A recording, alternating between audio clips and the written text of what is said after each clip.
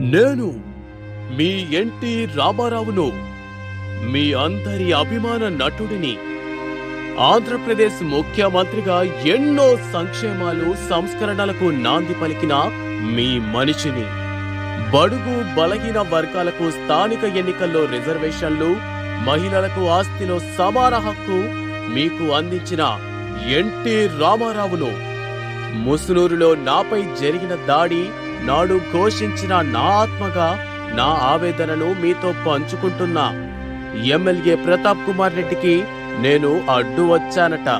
పెద్ద పెద్ద భవనాలను కూల్చే యంత్రాలతో నన్ను గుచ్చి నా పాదానికి గాయం అయ్యేలా క్రేన్ సహాయంతో నన్ను ఈడ్చి పక్కన పడేశాడు. కావలి పట్టణ ప్రజలారా, విగ్రహంగా ఉన్న నేను ఎవరికి అడ్డం వచ్చాను? ఏం పాపం చేశాను? చనిపోయిన వ్యక్తుల పట్ల కూడా ఇంత వివక్ష? నా పట్ల కర్కశంగా వ్యవహరించి రాక్షస ఆనందం పొందాడు ప్రతాప్ కుమార్ రెడ్డి. నా విగ్రహం అక్కడ ఉండాలని అడ్డుకున్న గ్రామస్తులపై అక్రమంగా అనేక కేసులు బనాయించాడు. చూడండి కావలి పట్టణ ప్రజలారా, ఒక్కసారి ఆలోచన చేయండి.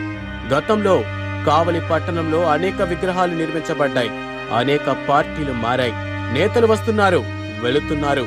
కానీ నిర్మించిన విగ్రహాల పట్ల కక్ష సాధింపు చేసిన ఏకైక శాసన సభ్యుడు ఆంధ్ర రాష్ట్రంలోనే ప్రతాప్ రెడ్డి అయ్యుండవచ్చు. అయ్యా ప్రతాప్ రెడ్డి గారు, నా విగ్రహాన్ని గాయపరిచి తొలగించిన తరువాత మీ కడుపు మంట చల్లారినట్లయితే నిజంగా నేను సంతృప్తి పడతాను. ఆ క్షణంలో నేను బాధపడ్డా, అవతల వ్యక్తి కళ్ళల్లో సంతోషమే నాకు ముఖ్యం. ఇదే ముసునూరులో దళిత యువకుడు దుగ్గిరాల కరుణకు పొట్టన పెట్టుకున్నావు. మనుషుల పట్లే రాక్షసంగా వ్యవహరించే నీ నైజం విగ్రహాల పట్ల సానుకూలంగా ఉంటుందనుకోవడం ముసునూరు ప్రజల మూర్ఖత్వం.